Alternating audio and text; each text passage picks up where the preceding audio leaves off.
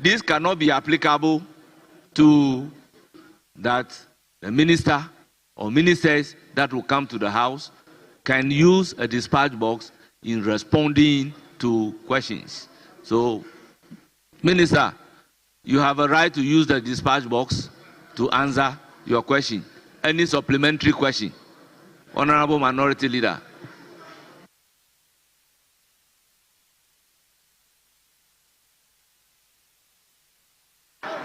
Mr. Speaker, thank you. Thank you for your two rulings. Mr. Speaker, the second invitation to you was to the effect that there be no express provision. There be no express provision. You should make a determination.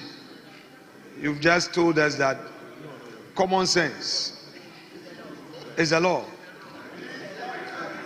Mr. Speaker, previously it was a rule where there was no express provision. But now, when there was no express provision, common sense has applied.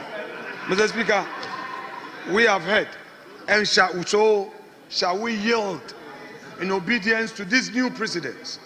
Mr. Speaker, common sense is the rule.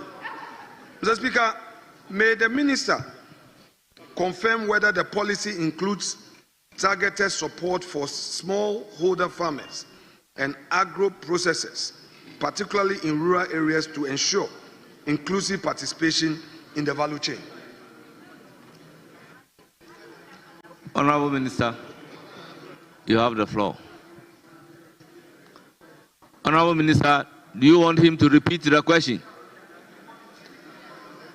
Yes. Honorable Member, repeat your question. Please repeat your question. Mr. Speaker, with respect, this afternoon you are in a mood of rules. I've asked my question.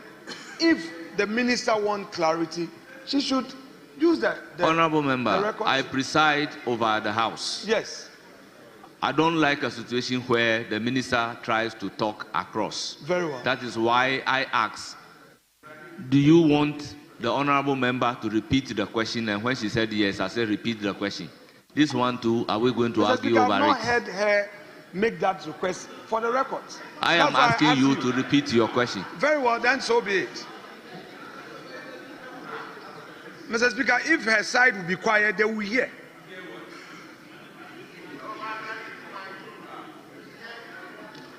The minister and her leader should tell the backbench to at least be quiet so that the minister can hear. He set fire and then he went to have his lunch. He's back to set another fire. Honorable Minority Leader, the simple request I made is repeat your question.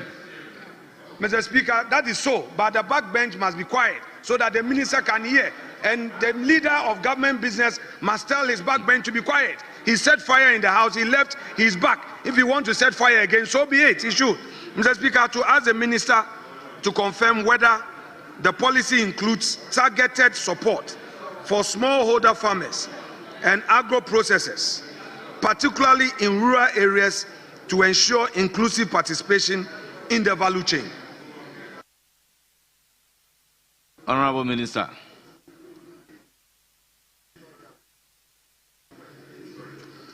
Thank you very much, Mr. Speaker. Mr. Speaker, the policy does not include smallholder farmers. That is in the domain of the Ministry of Agriculture. What we do is commercial contract farming, and that applies to huge hectares of land. That is what the policy takes care of. But for small agro-processors, yes, they are included in the policy. Thank you very much. Any further question? Rightly so, Mr. Speaker. Mr. Speaker, the minister was very loud in telling us that so far it is only Techima that this policy has commenced. May I know from the minister what informed the selection of Techima as the first place for implementation of this policy and not in Boko? Yes. in Honorable any Minister. other place in Ghana. You said Techiman. That is what you said. Honorable Minister, you have the floor. Thank you very much, Mr. Speaker. Mr. Speaker, my answer to Honorable Osahene Alexander Kwame Na Afenyo-Markins did not include the starting of any project in Techiman, and my answer did not include Techiman. I thank you very much. Mr. Speaker, with respect. Any further question? Mr. Speaker, that is so. This is a House of Records. This is the House of Records. Madam Minister, what informed your choice of Techiman for the acquisition of land? When there are other places, can you tell us how you came by selecting Techiman for land acquisition?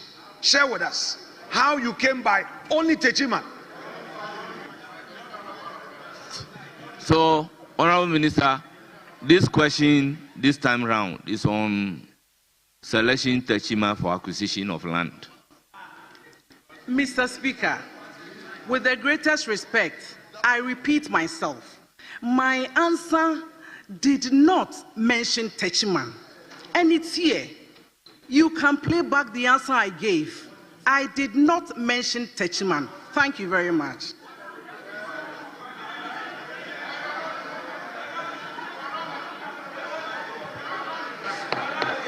Mr. Speaker, Honorable members, order. the minister is a lawyer, and she knows the consequences. Honorable members, order. Mr. Speaker, I leave the consequences to her. The records will bear me out. Mr. Speaker, can the minister share with us, by way of clarity, the role of district-level industrial zones or agro-processing hubs in the operationalization of the policy, and whether timelines have been set for the establishment? Yes, Honorable Minister. Thank you very much, Mr. Speaker.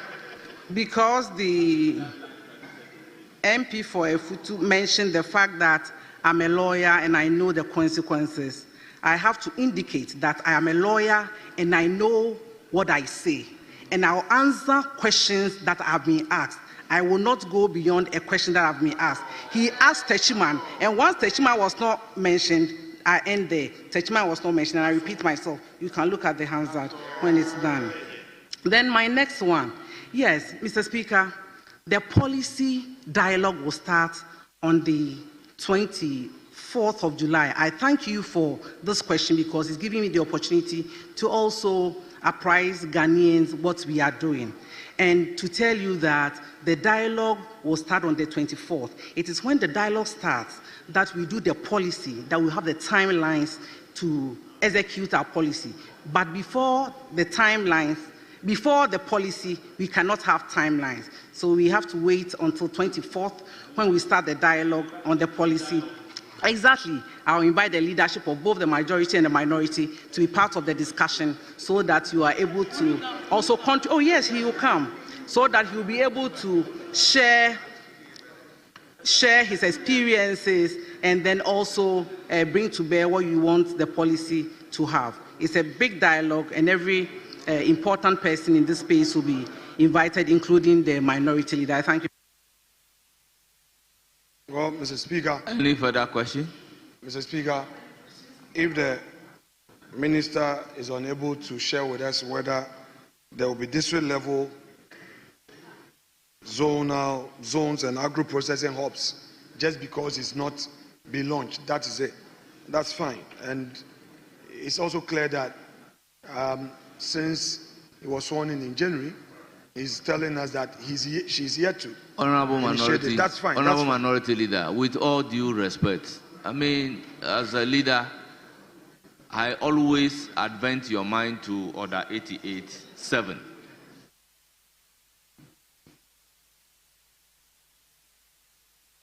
I always advent your mind to Order 88.7 that you cannot address the House, you can't raise any argument or offer an opinion when a member is asking question. These are things prohibited by the rules. So let's go by the rules. Speaker, we always are guided. Mr. Speaker, the minister just shared with us in an answer by saying that indeed, since he took office, this policy has not been rolled out yet. And then she also indicated that it is only at the launch that some of the issues will come up. Mr. Speaker, may I therefore know from her whether, as part of the policy, there is a specific strategy to link local agro-industrial production with international markets, particularly under the African Free Continental Trade Area framework.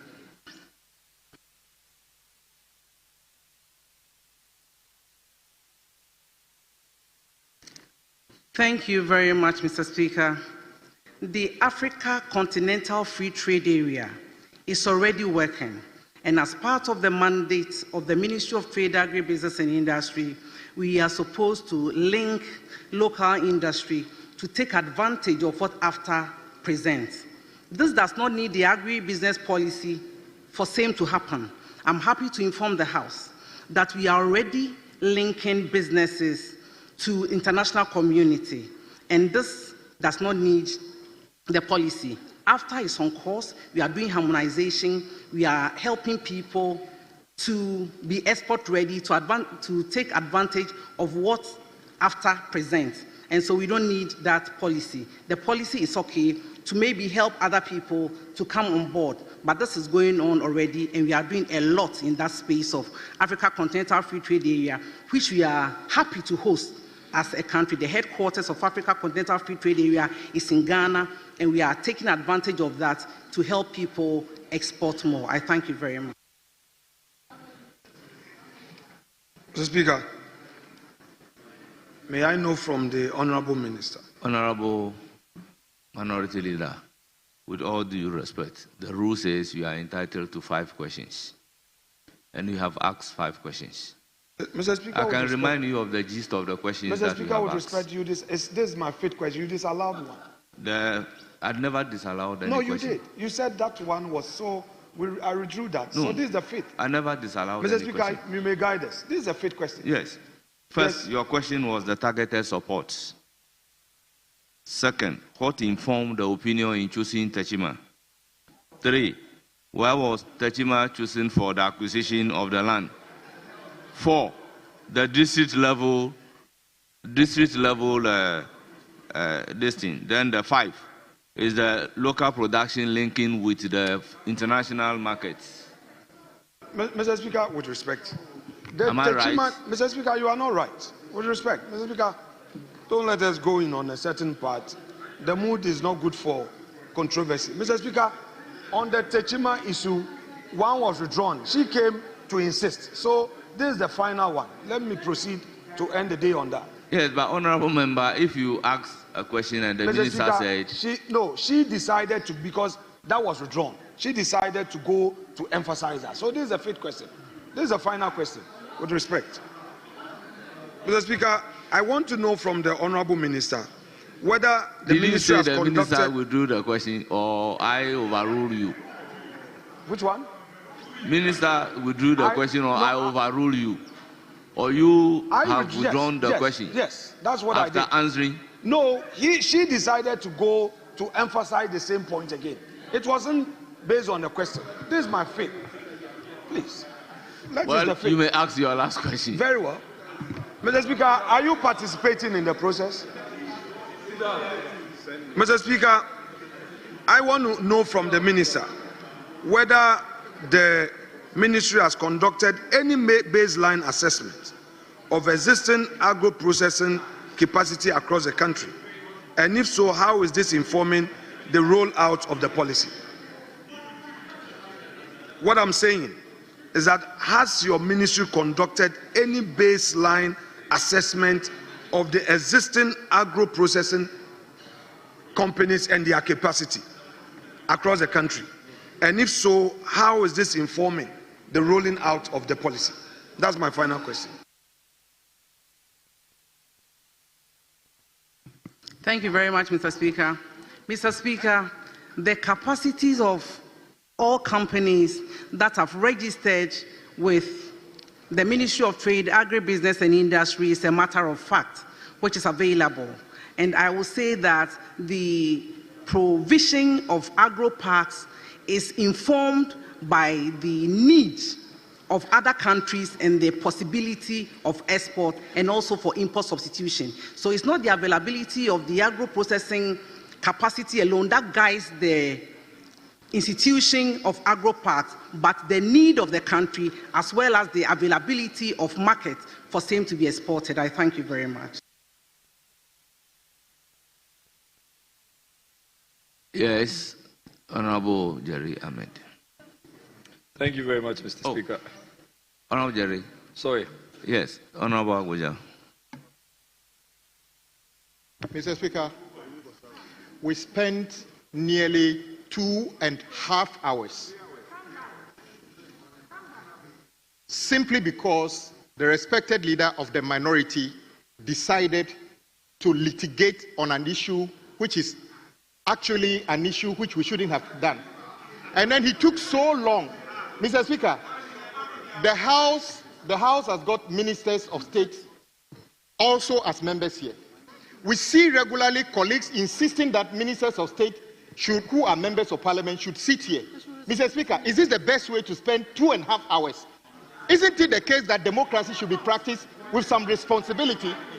Mr. Speaker, it should never be the case that the fact that we have liberties as leaders, we can be taken on a ride. We can be taken on a ride where a leader can hijack the House and go on his own frolic for 2.5 hours and expect all of us to sit here and be listening. Mr. Speaker, I think that leadership should work on this. It is just not fair. Everybody says members of parliament are stressed and it's affecting our health. Why can't this affect our health? Mr. Speaker, the next time there are questions, Mr. Speaker, when you see any of us on a tangent that is leading to nowhere, I suggest that you stop us in our track. This is not fair. It is not fair. Very well, Honorable Minister. We've all been in leadership before. Yes, I've been a leader Minister, before. Your This is not the point way we is well conduct noted. ourselves. Your point is well noted. Yes, Majority Leader. Yeah, Mr. Speaker. Mr. Speaker.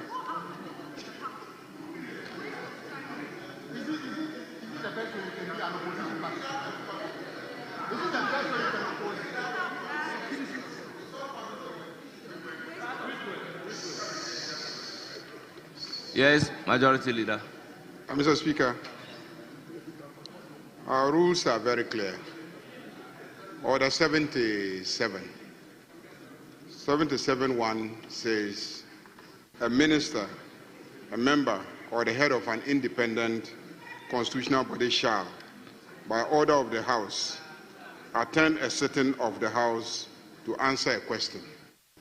But 2 is what is appropriate here. Question time shall ordinarily not exceed 1 hour. 1 hour. Question time shall ordinarily not exceed 1 hour, except that the Speaker may permit a question after the expiration of the time stated. So, Speaker, I think that it is time for us to begin to respect our own rules. Question hour is 1 hour. 1 hour. So, Mr. Speaker, henceforth, this side, I will insist on the 1 hour rule. I will insist on the 1 hour rule, and questions will be asked. After 1 hour, we'll move on to other business of the House. So, Mr. Speaker, I urge you, today is an exception, but subsequently, we'll insist on the 1 hour rule. And it's only under exceptional circumstances that we will accept questions to be asked after 1 hour. Thank you, Mr. Speaker. Thank you. Yes, Minority Whip. Speaker, we listen to the leader of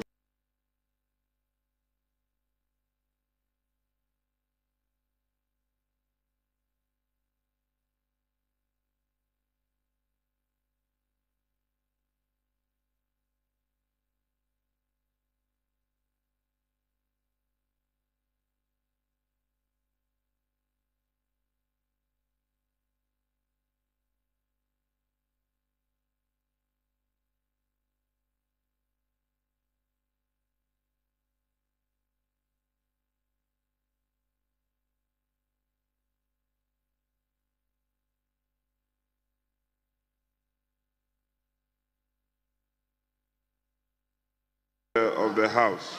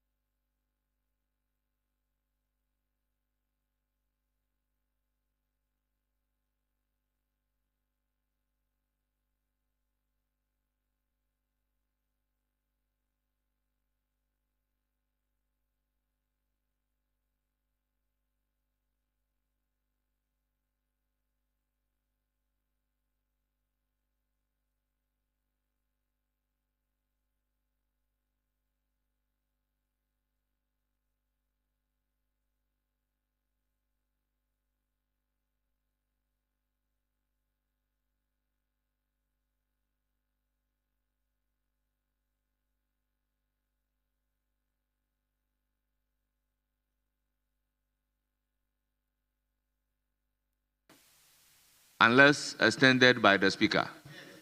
Is it misplaced when a member gets up to remind the Speaker whether to exercise the discretion to extend the time or not to extend the time?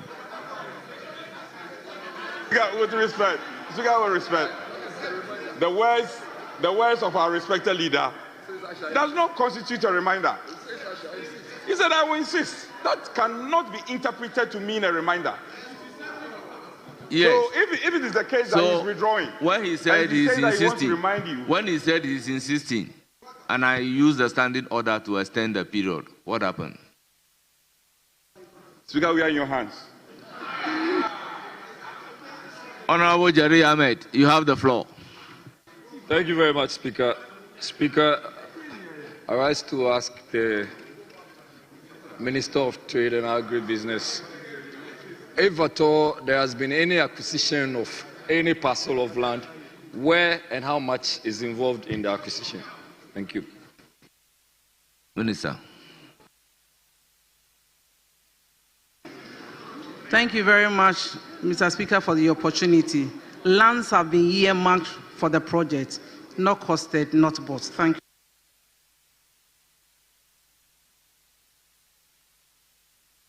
Can we move to question 6B, standing in the name of Dr. Isaac Yao Opoku, Member of Parliament for Ofinsu. Thank you very much, Mr. Speaker, for granting me the space. Speaker, I rise to ask the Minister for Trade, Agribusiness and Industry what steps the ministry is taking to curb the resurgence of inferior cement into the market. Thank you very much, Mr. Speaker. Yes, Honorable Minister.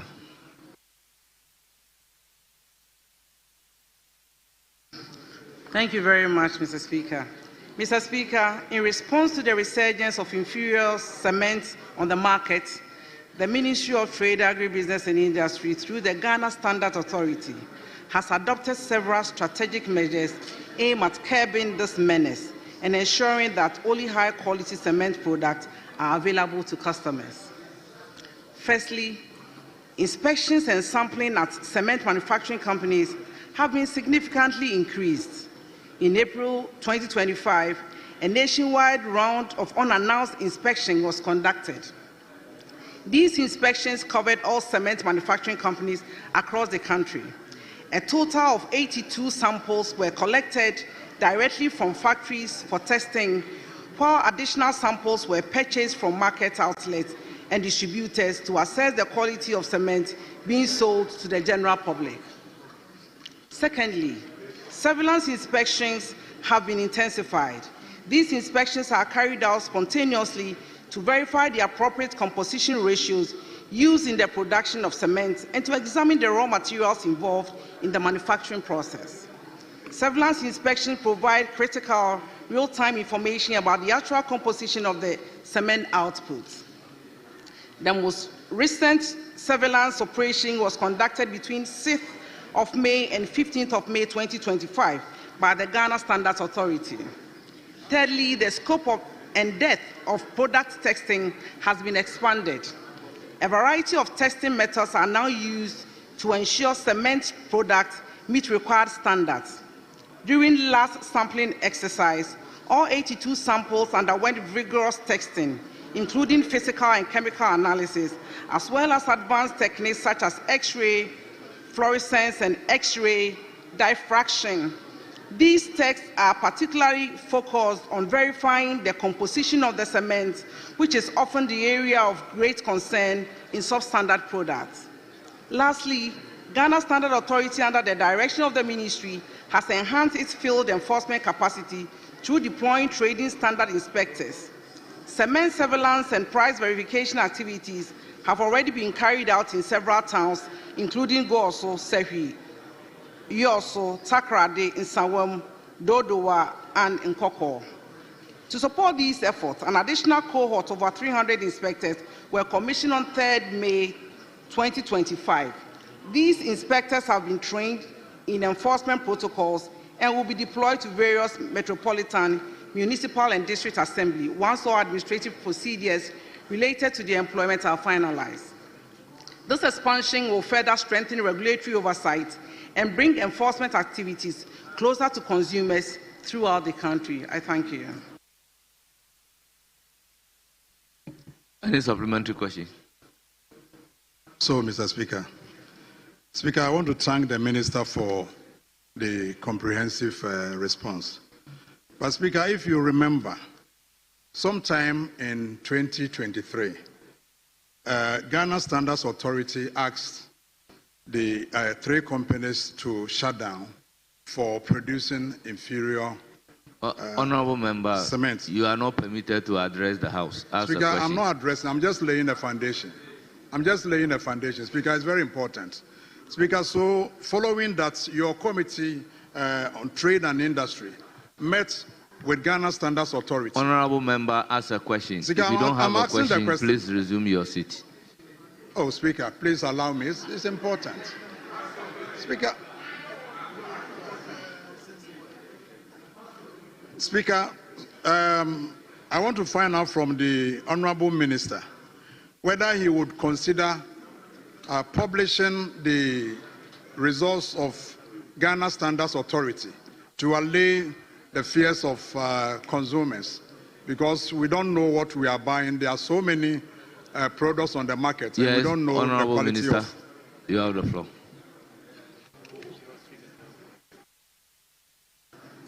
Thank you very much, Mr. Speaker, for the question. Yes, it will not spoil anything, except to say that after each analysis has been done, any cement factory that is producing substandard cement will not be allowed to sell their cement or will close it down. So immediately anybody produces substandard cement, we will ensure that we protect customers. But of course, it will not spoil anything if we publish and say that they are doing well or they are not doing well. Thank you very much. Any further question? Yeah. Very much, Mr. Speaker. Mr. Speaker, I also want to find out from the Minister what is the frequency of inspection? Yes, Honorable Minister.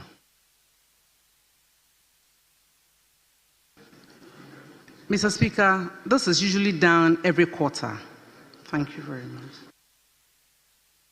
Thank you very much, Mr. Speaker. Yes, Honorable Kinsirinyako.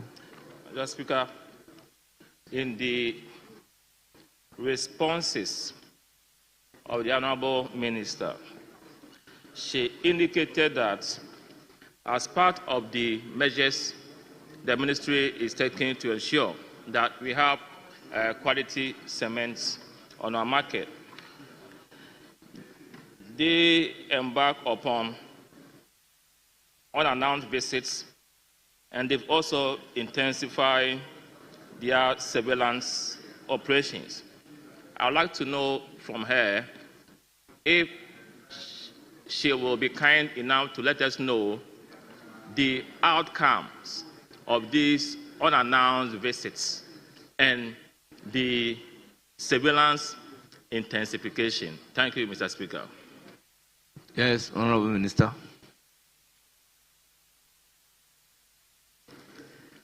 Mr. Speaker, let me repeat that portion which says unannounced inspections. It's not unannounced visit by me. I indicated that the Ghana Standard Authority that has mandate to check the quality of cement that we produce in Ghana. But the reports of the analysis they did, the 82 analysis that they did, came out very well. I did not get a report of any of the companies so far producing substandard cement. But anytime that happens, I will instruct Ghana Standard Authority to do the needful. Thank you very much. With respect, subsequent to... Honorable member, you don't have the floor to ask a second supplementary question. It's not a second... Any other member having... Yes, Honorable Kojo Opon Nkrumah.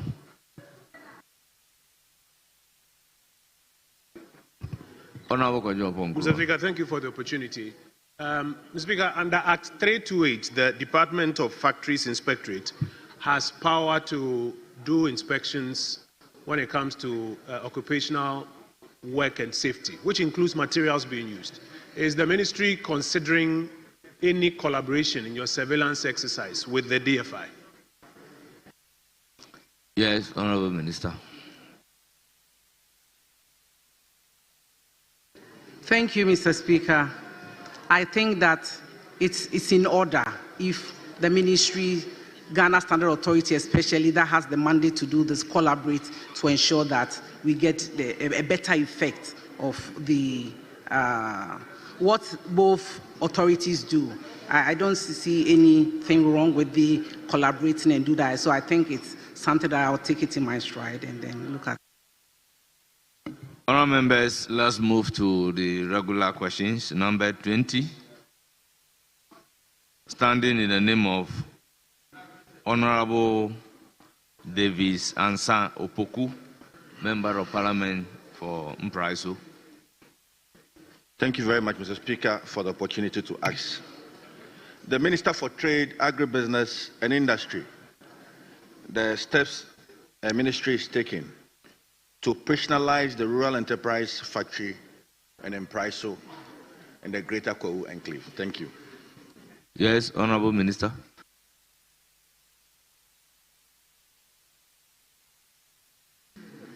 Thank you, Mr. Speaker. Mr. Speaker, the factory at Mpraiso is one of the 58 empowering novel agribusiness-led employment for youth factories being established by the Ministry of Trade, Agribusiness and Industry under the Rural Enterprises Program, with financial support from International Fund for Agriculture Development, IFAD. The Mpraiso Enable Youth Factory is dedicated to processing bananas into banana chips for both domestic and export markets. The construction of the factory was completed in 2023 to promote the long-term sustainability of the Enable Youth initiative and, by extension, ensure a good return on investment for the country. In line with this objective, the ministry resolved to engage private sector operators to manage and operate the factories under lease agreements. To that end, the ministry invited proposals through 2 separate advertisements: Daily Graphic of Wednesday, 18th October 2023, and Ghanaian Times of November 31 July 2024, from the private sector for the management and operation of the factories, including the one at Mpraiso. However, neither advertisement attracted private sector interest in the Impraiso facility. Consequently, the ministry issued 4 additional advertisements: Daily Graphic on Monday, 10th March 2025, Ghanaian Times on Tuesday, 11th March 2025, Daily Graphic of Wednesday, 16th April 2025, and Ghanaian Times of Thursday, 17th April 2025.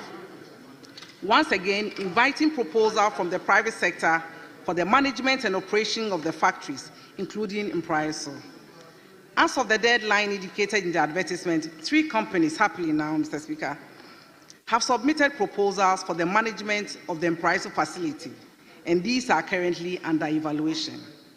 All facilities under the Enable Youth Program operate within the agribusiness sector, and the ministry remains fully committed to ensuring their sustainable operation.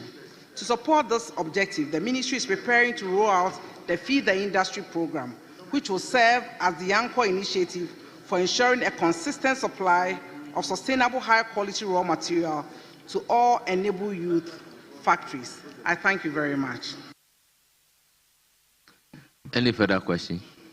Yes, Mr. Speaker. Mr. Speaker, in light of the Impraiso Enable Youth Factories focus on banana processing, I wish to ask the Minister what specific steps her ministry is taking to support banana farmers in the Impraiso area to ensure a sustainable and adequate supply of raw materials for the factory.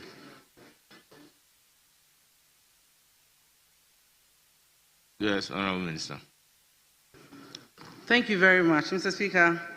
Like all the other Enable You factory, the Feed the Industry program will help the banana producers around that enclave to be able to feed the industry. So when it gets to that time, I'll be working closely with the MP for Impraiso to ensure that the factory in your area is taken care of. I thank you very much. Any further questions? Yes, Mr. Speaker, I wish to thank the Minister for the responses. Just to add that she mentioned some advertisements that went on radio, in the newspaper. I would urge the Minister that, subsequently, probably maybe MPs and MMDCs in this area should also be engaged. We come from a very industrial area. Our people are very enterprising. And I was surprised that the first advert will not get people, the second advert will not. But I thank the Minister that today we have 3 companies that are interested in the Impraiso processing plant. I want to find out some timelines for the evaluation process and when these factories will be operationalized. Thank you very much. Honourable Minister.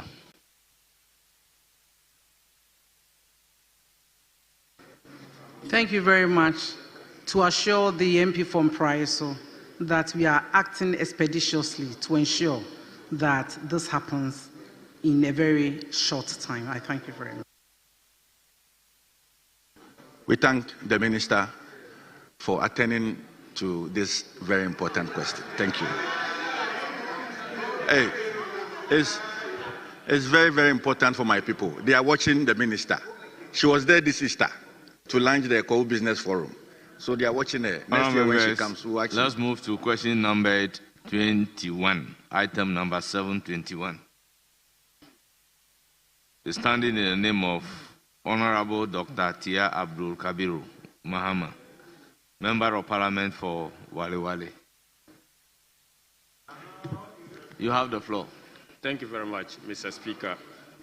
Mr. Speaker, I ask this question on behalf of the people of Wale Wale and the watermelon farmers, and to ask the Minister of Trade, Agribusinesses and Industry the steps being taken by the Ministry to ensure operationalization of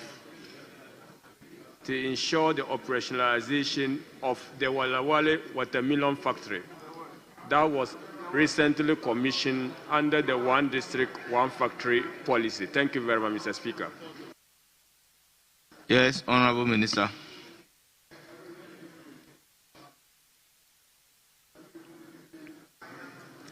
Thank you, Mr. Speaker. Mr. Speaker, The Wale Wale Watermelon Factory is operated by Champion Food and Beverages Limited, a wholly Ghanaian-owned company engaged in beverage manufacturing, distribution, and marketing. Incorporated in December 2019, the company was established to process watermelon into concentrate under the One District, One Factory initiative and is located in Loagri, near Wale Wale, in the West Mampu district of the Northeast region. Another factory by the same company was to be established in Tema to further process the concentrate and package it into juice for the local market. Mr. Speaker, through the Exim Bank of Ghana, the government has so far provided financial support totaling 50 million cedis to facilitate the acquisition of essential machinery and equipment for the project at Wale Wale. While mechanical works have been completed, a few components are still required to finalize the installation of the processing. To address outstanding issues and ensure the successful operationalization of the factory, the ministry, under my leadership, invited the company for discussion. During the discussion, the company indicated that the expected amount from Ghana Exim was not released on time, leading to delays in the completion of the project. Following this engagement, the ministry initiated discussion with Exim to facilitate further funding necessary for the project's completion. Mr. Speaker, as part of the discussion with the company, the ministry has further advised the company to install a juice processing component for the local market in Wale Wale instead of transporting the totality of the concentrate to Tema for processing into juice. This strategic shift is aimed at significantly reducing production costs and positioning the company to operate effectively within the 24-hour economy framework. In addition, the ministry has encouraged the company to diversify its operation to include other agro-processing produce, thereby enhancing its long-term sustainability. Mr. Speaker, I am pleased to inform this August House that following the ministry's intervention, the company is in China to finalize arrangements for the suppliers to complete and operationalize the factory. The ministry remains fully committed to ensuring that this project becomes operational as soon as practicable. I thank you very much. Any supplementary? Thank you very much, Mr. Speaker, and thank you very much, Madam Minister, for the assurance and reassuring message you've given to the people of Wale. I want to find out the 50 million facility that was given, how much does it stand on the cost of the factory based on the engagement you have had with the company, the Champion Food Factory? What is the total cost of the project now? You can, Mr. Speaker, I think this is more audible, right? I would like to find out from the minister what is the current cost for the company to start operation, that from start to operation, since the review of the 50 million Ghana cedi project that it was initially built to cost. Thank you very much. Yes, Honorable Minister. Thank you very much for your question. The Ministry of Trade, Agribusiness and Industry, under the leadership of His Excellency the President of the Republic of Ghana, is poised to ensuring that this watermelon factory come on stream. The owners of the company tells me with documentary evidence for now, even though after their return from China it may change, that they need 38 million more. I am interested in ensuring that they receive that kind of funding so that the factory can be operationalized. That is why I engage Exim. And so as of now, the amount they need is 38 million. And I'm working with Exim to ensure that we help them with that facility. Any further question? Yes, Mr. Speaker. Mr. Speaker, my last supplementary question has to do with the value change.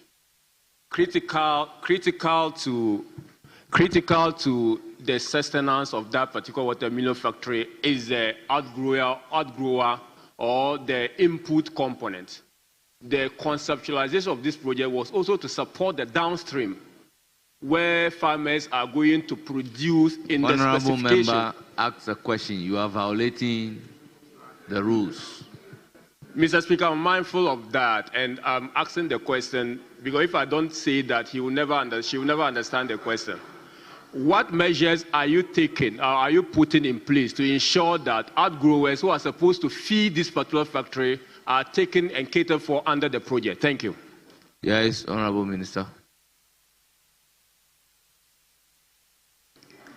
Thank you very much. Fortunately, the project took cognizance of the fact that raw materials had to be produced. And so EXIM has also given money to a commercial contract farmer. He will deal with the outgrowers to ensure that the community benefit from the project by farming or cultivating watermelon. That is why the ministry has even advised them that they can go beyond watermelons to other fruits so that it is more sustainable. Thank you very much. Thank you. Thank you. Honourable members. Yes, Honourable Minister for Roads and Highways. Mr. Speaker, I thank you for the opportunity to ask the Minister whether when the factory was commissioned on the 22nd of November, as reported, 2024, as reported by Daily Graphic, whether the factory has actually produced anything close to what it was built to produce. Yes, Minister. Thank you very much, Mr. Speaker. Mr. Speaker, the factory has actually not produced the juice yet. The factory is not ready yet because that factory is only...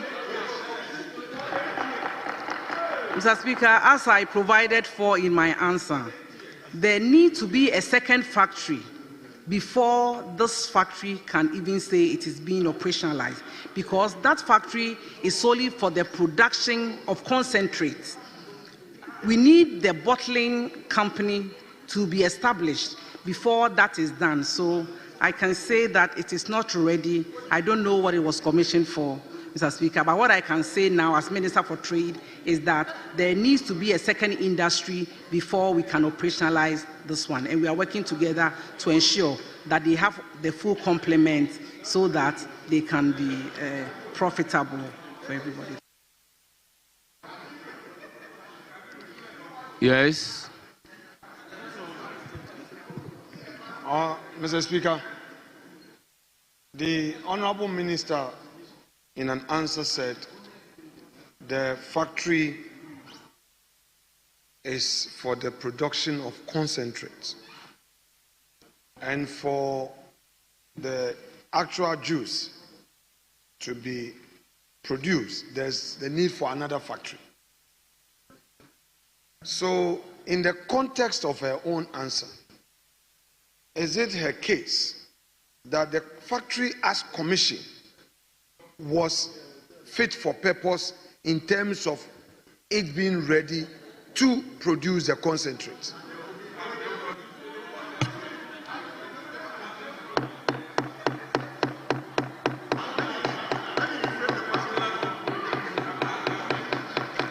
Thank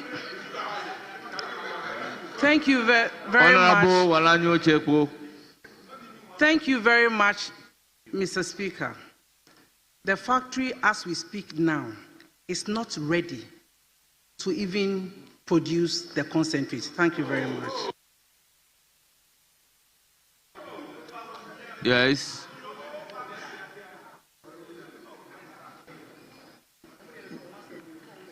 Mr. Speaker,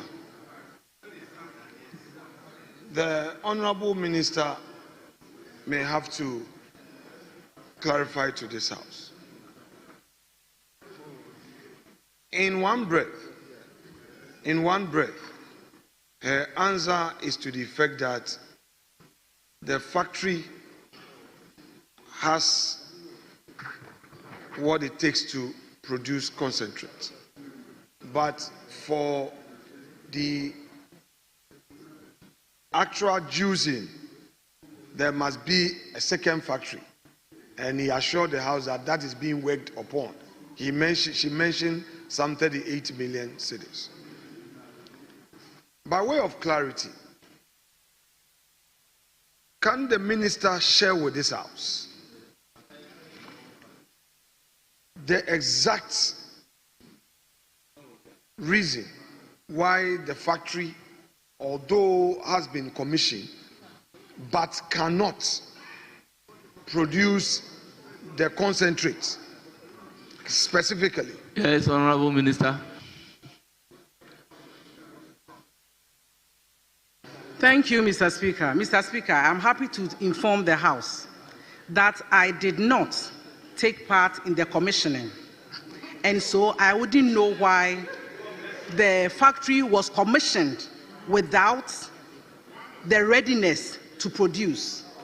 In my answer, I indicated, and I repeat a few of my sentences.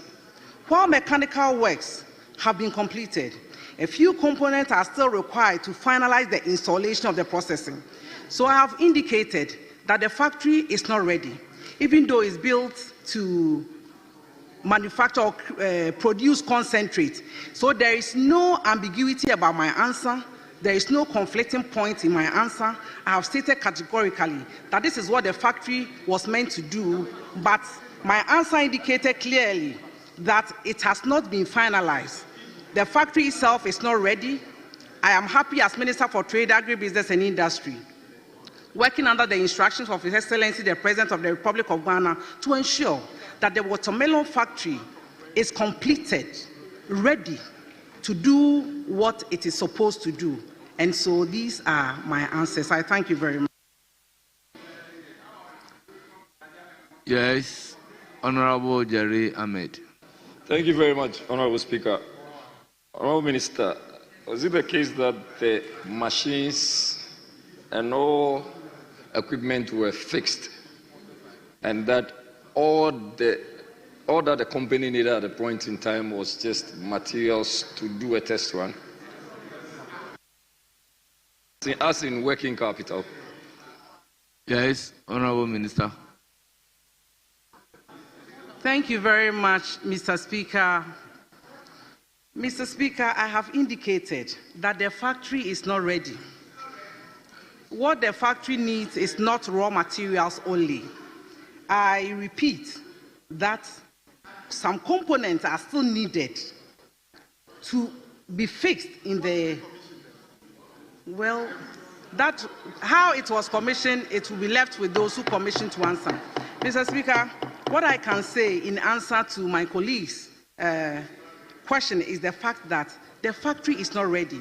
That is why in my answer I indicated that the owners are in China right now discussing so that the manufacturers will come with the other components to finalize the operationalization of the factory. These answers are very clear. I'm clear in my mind what I say the position of the factory is. But I can add that in good faith, we are all working together to ensure that we operationalize it, because it's going to create a lot of jobs for the youth in that area. It's going to help the farmers in that area. It can even grow to a point where we export what they produce. So I am number ready to ensure that the right things are done. But the current position of the company is that it is not ready. I thank you.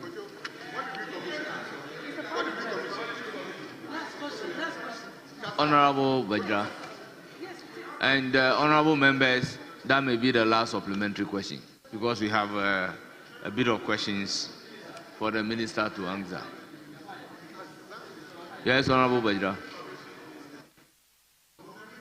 Thank you, Mr. Speaker. Mr. Speaker, I heard the minister clearly says that the factory is not ready because they needed additional component or additional factory to add to the factory to make it ready. Mr. Speaker, what is your question to the minister? He laid the foundation. Mr. Speaker.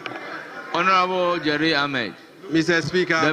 The member is on the floor asking question. Mr. Speaker. What are you rising on? Yes. Mr. Speaker, as a value engineering consultant, I want to find out from the minister whether the additional factory that needed to be added to this factory, by the time that factory will be ready, don't we need additional money to repair the old one, which will become causing financial loss to the state? Thank you, Mr. Speaker. Well, you may proceed to answer the question minus causing financial loss to the state, because that will be bordering on incrimination. Thank you very much, Mr. Speaker. Mr. Speaker, the company has done an audit of what they need, all put together, and they have said that 38 million cedis will be enough. I want to believe that they have factored all of that into the amount that they will need. It is possible that, looking at the time that has elapsed, they may need to do a few things. But since this meeting is very current, I also trust that they put all of it together to indicate the amount of money that they will need for the two companies to happen. I thank you very much. Yes, this is a constituency-specific question, but I use the discretion to allow. Question time is supposed to be 1 hour, and we have quite a number of. I recognize members both sides, and I indicated that Honorable Bejira will be the last person to ask question. Can we move to question number 181? Standing in the name of Osahin Alexander Kwamina Afanyo Makins, Member of Parliament for Efutu. Speaker.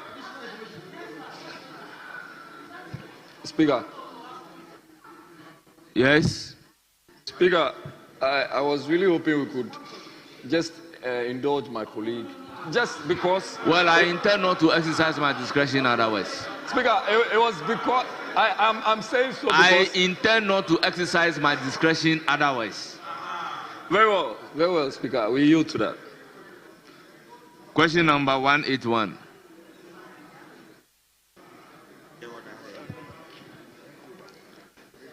Yes.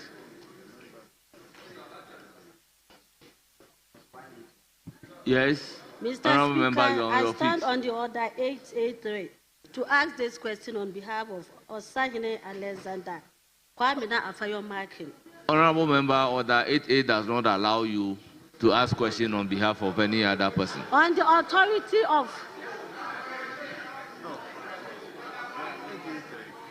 Order 88 can only allow you when you have the authorization from the questioner.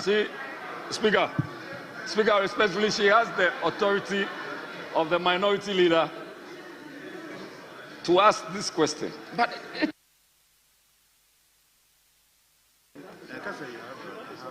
Mr. Speaker, I have his authorization to Very well, very well. Honorable members, the first thing that you have to do is that you have the authorization of the member, and therefore you are seeking Speaker's permission to ask the question.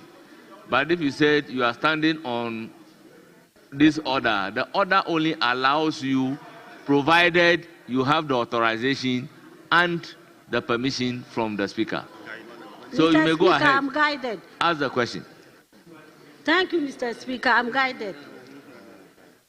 I rise to ask the Minister for Trade, Agribusiness and Industry the specific incentives and investments promotion packages being deployed to attract private sector investment, given the cancellation of one district, one factory policy. Yes, Honorable Minister, you have the floor.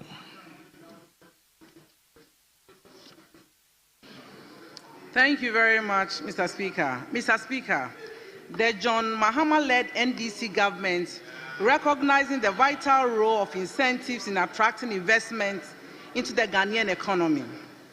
In line with the 24-hour-plus economy policy, the Ministry of Finance is working in collaboration with my ministry and other relevant stakeholders to develop appropriate incentive packages. This House will be duly informed once the incentive packages are finalized. I thank you. Any supplementary question? Thank you, Mr. Speaker. May I ask the Honorable Minister to clarify whether any component or project under the 1D1F initiative have been integrated into the new investment strategy, and if so, which ones? Yes, Honorable Minister. Thank you very much for your question. Mr. Speaker, the policy for the 24-hour economy that has all the package will be brought together when everything is complete. It is still under review. So once all of it is done, we'll bring it to the House and all the packages in will be known. Thank you. Any further question? Thank you, Mr. Speaker.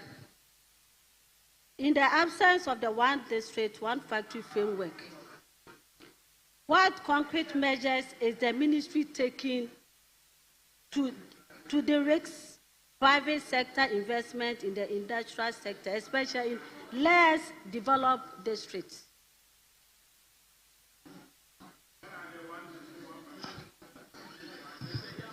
Honorable Member, please repeat your question. Thank you, Mr. Speaker. I would like to know from the Minister, in the absence of 1D1F framework, In the absence of measures, in the absence, honorable members, let's listen to the member in silence.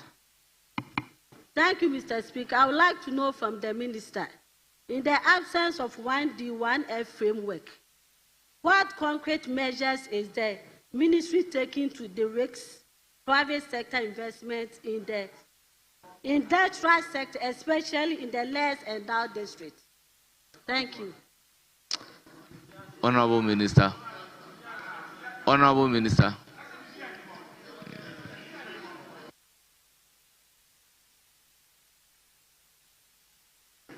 Thank you, Mr. Speaker. Mr. Speaker, the Ministry of Trade, Agribusiness and Industry remains committed to all industries in Ghana, and we seek to create the enabling environment for their businesses to thrive. The policy under the 24-hour economy, all the other incentives available, are also available for all industries to take advantage of. I thank you very much. Yes, Honorable Member. Thank you, Mr. Speaker. Can the Minister outline how the current incentive packages, current incentive packages compared in scale and scope, those under 1D1F incentives? Honorable Minister, the question is, can you outline current incentive packages? Are you asking in respect of 1D1F? Yes, Mr. Speaker. Yes, that is the question.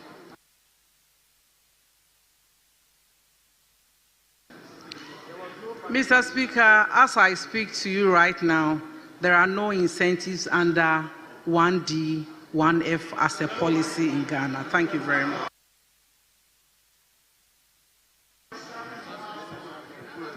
Yes. Thank you, Mr. Speaker. Is the ministry, I would like to know from the Minister, is the ministry exploring the establishment? Honorable Member, you've asked a lot of questions. Is the ministry exploring the establishment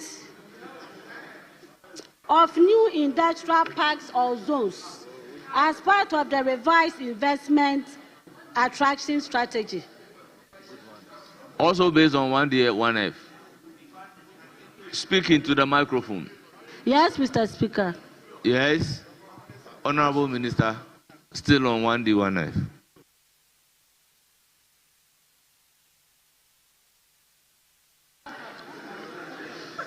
Mr. Speaker, I want to draw my colleagues' kind attention to the fact that as of now, there is no policy as 1D1F. I thank you. But in the absence of 1D1F, the ministry is into agro-processing parks. And so if you listen to the 24-hour economy launch, the 24-hour economy is the new thing on the block, the game changer, that which seeks to make Ghana very vibrant, irrespective of the minute of the hour, the time of the day. And we are doing agro parks. And these agro parks, which seeks to be a great game changer, especially in the agro processing zones, are being worked on to ensure that we are able to produce more around the clock for import substitution and for export, for foreign exchange earning, and more importantly, to create jobs for our teaming youth. I thank you very much. Thank you, Mr. Speaker. Honourable Member, I think you have exceeded the limit of the question you are supposed to ask. Yes, Honourable Jerry Ahmed. Speaker, she has 5 questions, respectfully. Oh. By what rules is she entitled to 5 questions?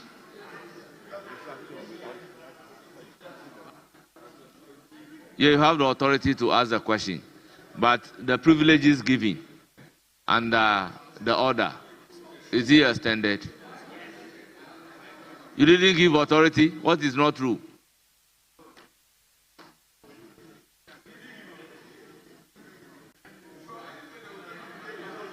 What is not true? You didn't give the authority? He gave. Well, going by the record, what she says is that she has your authority. That's why we have permitted her to ask a lot of questions. Mr. Speaker, with respect, for me, I would always be guided by the President. Yes. First, when a member is not available and grants authority to another member to ask questions on the person's behalf, the member asks the question and the supplementary questions that have to be asked are all part of it. Now, if during my temporary absence and knowing that the question was coming up, I authorized a colleague to ask, it is in my name, and I'm entitled to 5 supplementary, and she's supposed to. So, Mr. Speaker, Leader, with all due respect, how many questions did she ask? Mr. Speaker, so far 4. It's 4. I was monitoring. Mr. Speaker, I was monitoring. Honorable, from indication, I'm supposed to indulge her, so I really indulge her. The questions that she asks, yes, even on 1D, 1F, are 3 questions. Mr. Speaker, I was monitoring. Yes, so it's 4. She's done 4. No, she has done even more than the. Look, she has done more than the required questions.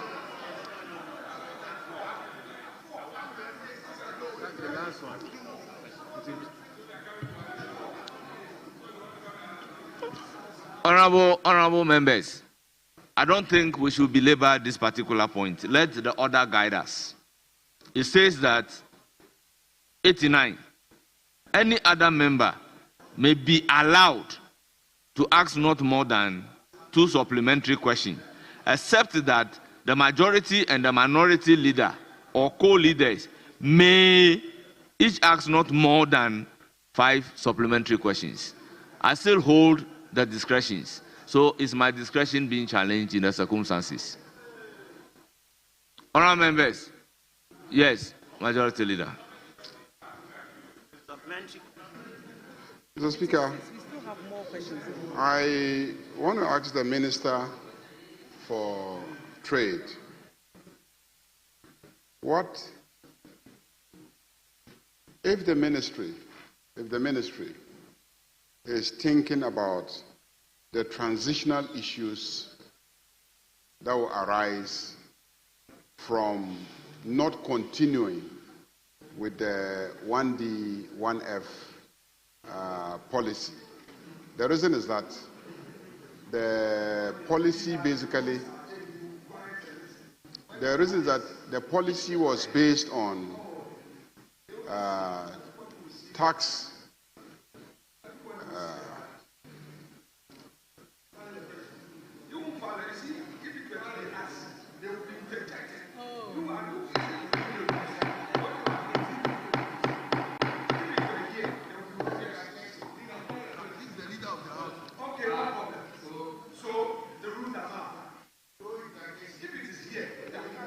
Honorable Minority Leader, please, with all due respect, I mean, you are the Minority Leader.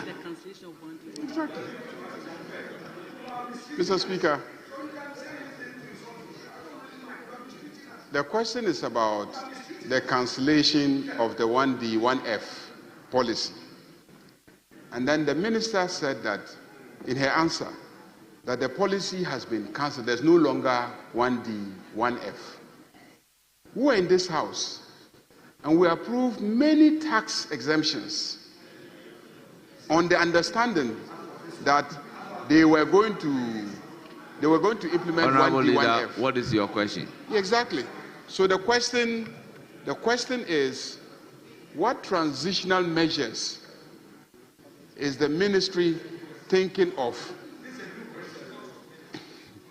in relation to the cancellation? Because we have factories that we have given tax exemptions of millions of dollars. Very well. The question is, as Honorable Minister, what's your answer?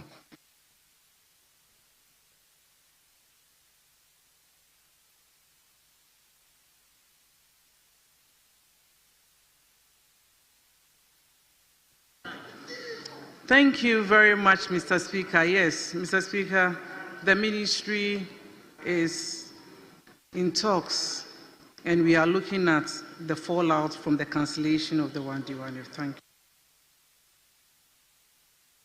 Yes, Honorable Kinsley Nyako. Speaker, let me find out from the minister. Since then, that is the last supplementary question on this question. I have no problem. Very well. Speaker, the minister has confirmed that indeed the 1D, 1F policy has been cancelled. Now, no, I'm just. Can I go on? Speaker, so, and the leader says, what are the temporary measures for the transition? And then she says, they are in discussion. Is it the case that you are not sure of what to do and yet you went ahead to cancel the policy? Is that the case? No, I'm asking you. Is it the case that you said it's been cancelled and the leader asks you what are the transitional measures and you are saying it's been cancelled? I'm asking. So is it the case that you did not consider alternative before cancelling it? I'm asking you a question. Well, Honorable Minister, it's a fair question. If you check order 89, it's a fair question. Thank you, Mr. Speaker. Mr. Speaker, the question 181 indicated the last few lines, given the cancellation of the 1 district, 1 factory. So the cancellation of the 1 district, 1 factory should not be attributed to me. I don't own that message. That message of the cancellation of the 1 district, 1 factory is part of this question. And so that question can be asked without recourse to me. I will say that since I did not cancel it, I will not be in the position to give reasons why remedial measures were not given before the cancellation. I thank you very much.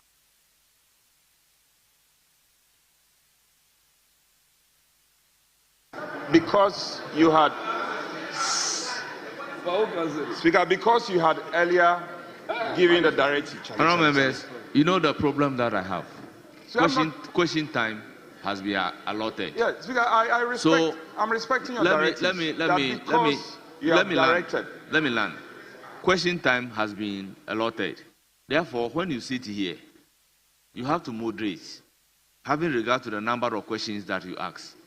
Every member may want to ask a supplementary question, but it is not possible to allow that to happen. That is why you may get up, but you may not be recognized to ask a supplementary question.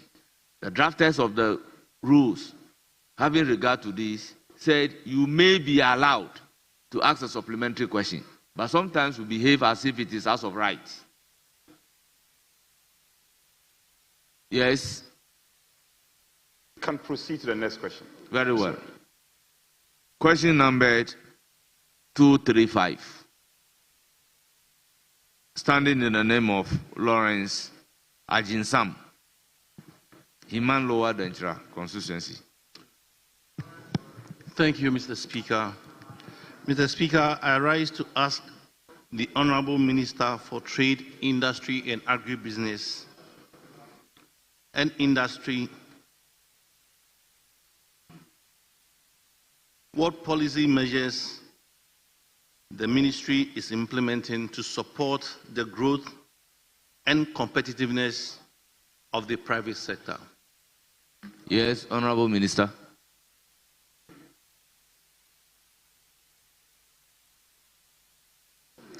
Thank you, Mr. Speaker. Mr. Speaker, the Ministry of Trade, Agribusiness and Industry is driving Ghana's economic transformation by strengthening the private sector through targeted policies and reforms. Key initiative includes Business Regulatory Reforms Program to streamline business-related regulations, the Made in Ghana policy to boost local production, and the Export Ghana policy to enhance global trade competitiveness. Support for MSMEs will scale through financing, incubation, and value chain investment in sectors such as grains, oilseeds, tubers, meat, and meat products. Additionally, sector-specific policies and special economic zones are being developed to attract investment, promote innovation, and position Ghana as a leading manufacturing hub for trade in Africa. Mr. Speaker, to complement these efforts, the Ministry, through the National Coordinating Office of the Ghana Export Promotion Authority, is leading the implementation of the Africa Continental Free Trade Area Agreement, aligning trade policies, engaging stakeholders, and supporting capacity building and market access for Ghanaian businesses across Africa. I thank you. Any supplementary question?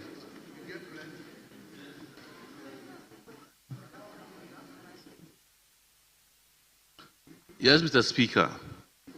In line with your answer in terms of export promotion, may I know from the Minister that the current AGOA, the African Growth and Opportunity Act, comes to an end in September 2025.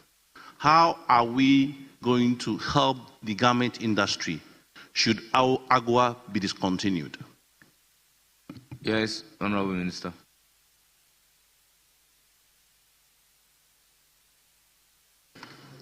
Thank you very much. Your question indicates that you know which sectors are benefiting under AGOA. AGOA is ending in September. I'm happy to announce that I have started engagements to add our voice as a country for the continuation of AGOA. I've had an initial meeting in Washington, D.C. with the Commerce Department. I followed it up with the U.S. Trade Africa in Angola, trying to add Ghana's voice for the continuation of AGOA. And then also the 10% levy that is put on Ghana. So Ghana is alert. We are discussing, we are prevailing on the United States of America to indicate that AGOA is a win-win for America and Ghana. We know that our garment industry is actually taking advantage of AGOA, and that industry is thriving. And so government is up and doing, and we are in negotiation with the America to ensure that AGOA, like Africa countries, we are all working together that AGOA should be continued. But if that does not happen, then we will do alternative, we'll look at alternative means. But I can say that at the last meeting in Angola, it was positive. The representative from the U.S. says that AGOA may be continued for maybe 2 years, but they will come with different terms, more reciprocity. And so we are in talks to see how we're able to stabilize our trade. I thank you very much. Any further question? Yes, Honourable Speaker. Honourable Speaker, may I know from the Minister, the Trade and Investment Committee, of which I'm a member, met with some private sector captain of industries, and they raised a question on the smuggling of oil palm, worth about 40 million into the Ghanaian market annually. May I know from the Minister what the ministry is doing to reduce the smuggling of oil palm into the country? Yes.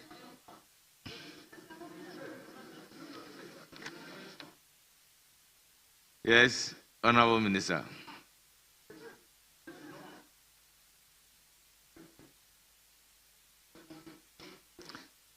Honorable Minister, I'm allowing the question because the question is to ask the Minister for Trade, Industry and Agribusiness what policy measures the ministry is implementing to support the growth and competitiveness of the private sector. Thank you, Mr. Speaker. The Ministry of Trade and Agribusiness Industry will continue to partner the private sector to ensure that smuggling in our country is discouraged because, of course, it's an illegality, and the ministry will work closely to ensure that all these things are curtailed. Thank you very much. Honourable Member, you have any further question? Just to thank the Minister of Trade for the answers given. Thank you. Yes, Honourable Kinsley Nyako. Mr. Speaker, I want to commend the Minister for the insightful responses.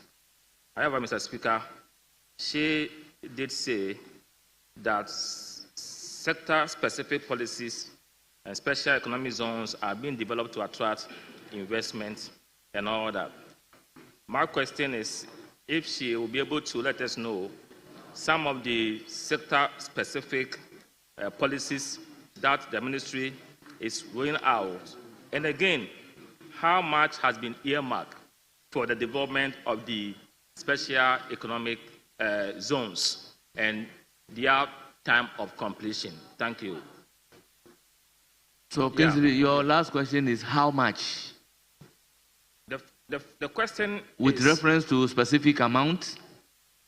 Yeah, I'm asking this question by saying that, as you did tell us, what are these sector-specific policies you intend to roll out?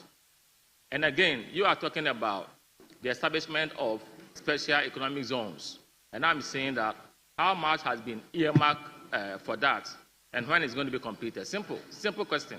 No, if you want to know how much, you may file a question. But the rest of the question, the minister may go ahead and she might know. answer the question. She might know. The rule is to avoid surprises. Oh, this is not a surprise, Mr. Speaker. Please, go ahead and answer the question, Manos. How much? Thank you very much, Mr. Speaker. Mr. Speaker, it is right learning that in Ghana, what we have now is free zones. And so in order for us to have a specialized economic zone, we need a law. And as I speak with you right now, a bill is ready, and then we are going through the processes to ensure that it becomes an act, so that Ghana can now have a specialized economic zone for all the benefits that it brings. And some of the programs that we have, I mentioned in my answer, as Made in Ghana, Export Ghana policies, all these, in addition to the Feed the Industry that I mentioned, all these are policies that are tailored to ensure that we promote our sector. Yes, Minority Chief Whip. Speaker, the Minister in her answers had admitted there is a possibility of AGOA being cancelled. And she had said that she has engaged and she's still in the process of engaging. She's considered reciprocity as one of the key factors to be considered. Reciprocity. Yes, I wish to know from the Minister. We can do all this, engage in measures of reciprocity, and still the US of A could still go ahead and cancel the trade engagement, AGOA. Are we considering other alternative business destinations so that in the event of AGOA being cancelled, we will not be caught pants down as a country? Yes, Honourable Minister. Great question. Mr. Speaker, we can actually do what we have control over, so the question is a good one. Africa has a market of a population of 1.3 billion cedis, Africa Continental Free Trade Area, which we house as a country. And so, even though we are engaging the Americas on AGOA, we are still up and doing with the Africa Continental Free Trade Area, as I indicated.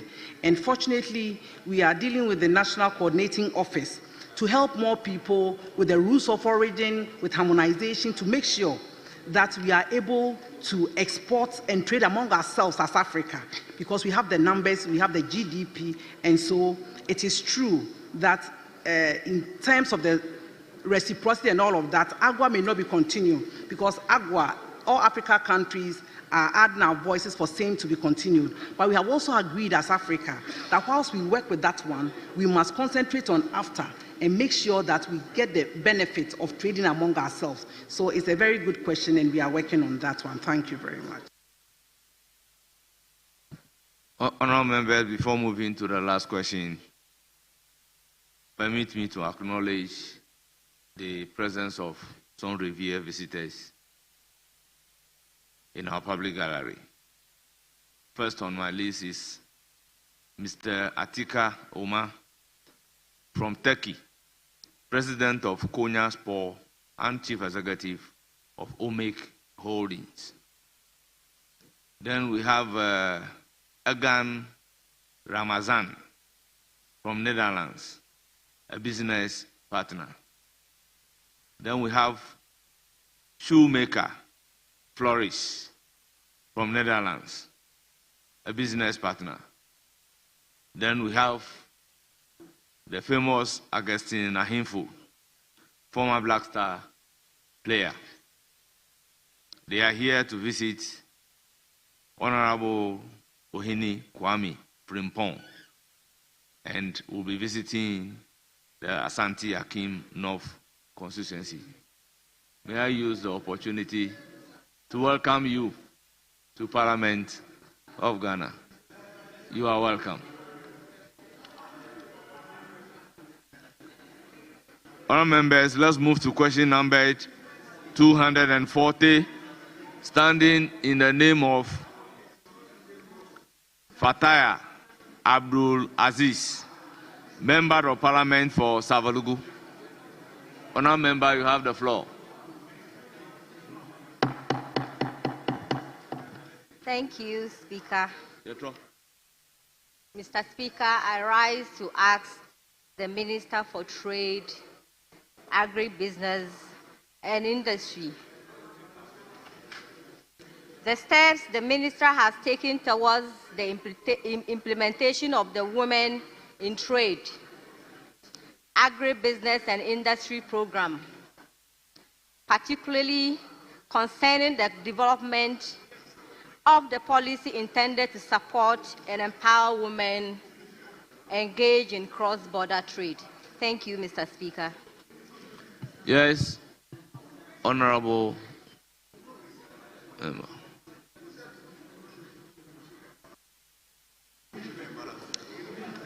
Please, let's. Thank you, Mr. Speaker. Mr. Speaker, the Ministry of Trade, Agribusiness and Industry is implementing a range of strategic investments under the Women in Trade, Agribusiness and Industry Program to support and empower women engaged in cross-border trade. A comprehensive policy. Oh, please. Can we listen to the Minister in silence? A comprehensive policy framework is being developed through broad stakeholder consultation to address key challenges such as limited access to finance, inadequate market information, capacity gaps, and regulatory constraints. Complementary efforts include simplifying trade procedures, training border officials, and fostering safer, more enabling trading environments for women. Through the Ghana Enterprises Agency, the Ministry is also delivering tailored training, mentorship, and financial support to enhance the competitiveness and operational capacity of women entrepreneurs. Currently, data collection and research activities are underway to inform evidence-based policymaking and ensure the program sustained relevance and impact. Mr. Speaker, in anticipation of the policy and as part of efforts to support women and youth-led businesses in accessing market opportunities under the Africa Continental Free Trade Area, the Ministry, in collaboration with Overseas Development Institute, conducted an assessment of Ghana's preparedness to engage with the AFTA Protocol on Youth and Women. This activity was undertaken through the Gender and Trade Subcommittee of the National Trade Facilitation Committee, which plays a key role in promoting women's participation in trade.